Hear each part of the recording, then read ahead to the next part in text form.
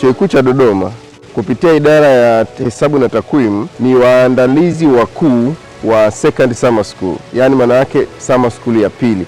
Summer school ya pili maana yake watu wanajifunza zaidi kuhusu namna ya kukusanya takwimu, namna ya kufanya analysis, namna ya kuripoti matokeo ya tafiti na namna gani kuandika kwa namna gani ili iweze kuwavutia watu wengi zaidi na kufikisha taarifa zao. Second Maps Summer School ni mradi mkubwa unaohusisha nchi zaidi ya 10 barani Afrika, lakini pia na tukifanya tafiti hizi kwa kushirikiana na nchi mbalimbali Ulaya, ikiwemo vyuo zaidi ya 7 kutoka nchini Italia na chuo kimoja kutoka Barcelona.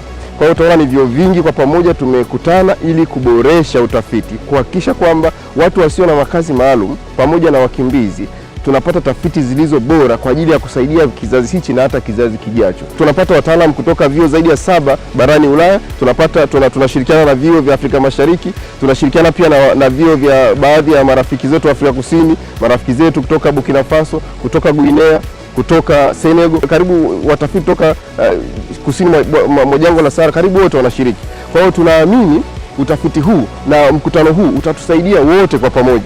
Sio kwamba ni kwa ajili ya watu wachache tu, hapana. Ni kwa ajili ya watu wote kwa pamoja, na tunaamini ile knowledge wanayoipata itawasaidia wao sio tu kielimu, lakini hata nje ya elimu, kwa sababu wanajifunza kwanza wakimbizi ni nini, wakimbizi wanaishi mazingira gani, ni method gani zitumie kufanya analysis, namna gani ya kuandika ripoti.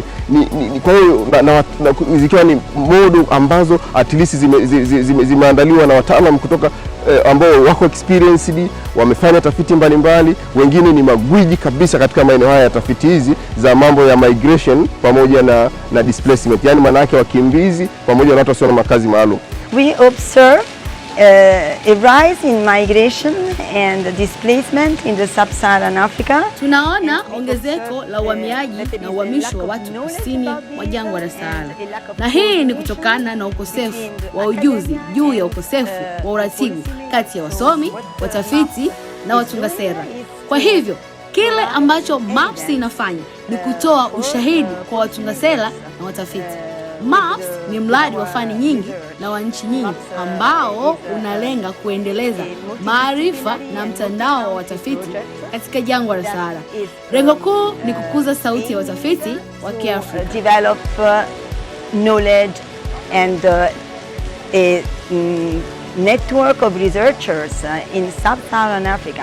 Mafunzo haya yamekuwa na manufaa makubwa kwangu mimi binafsi kama mwanafunzi, lakini pia mtafiti, kwa sababu kwanza kabisa nimekutana na watu wengi, nimepata kukutana na watu kutoka mataifa mbalimbali na tukabadilishana mawazo namna gani tunaweza tukafanya uchambuzi wa masuala haya ya migration. Tuwazungumzia mtu kutoka sehemu moja kuelekea sehemu nyingine, aidha kwa kupenda au kutokupenda. Lakini sio hivyo tu, bali mafunzo haya yanatuongezea maarifa sisi tunapokuwa tunakutana na matatizo haya na namna gani ya kuyashughulikia. Na kupitia shule hii tumejifunza njia mbalimbali za kufanya utafiti na hasa kwenye kufanya analysis, kwamba kwa njia mbalimbali za qualitative na quantitative modeling, na ambazo ndio injini kubwa katika swala zima la utafiti. Kwa hiyo kama mwanafunzi lakini pia kama mtafiti, njia hizi zitanisaidia katika kufanya shule yangu vizuri, lakini pia katika tafiti ya huu mradi ili kupata majibu sahihi na majibu ambayo yatasaidia katika kuleta matokeo kwa ajili ya kutengeneza sera, lakini kuwasaidia hawa wahamiaji ambao ndio walengwa wakuu katika mradi huu.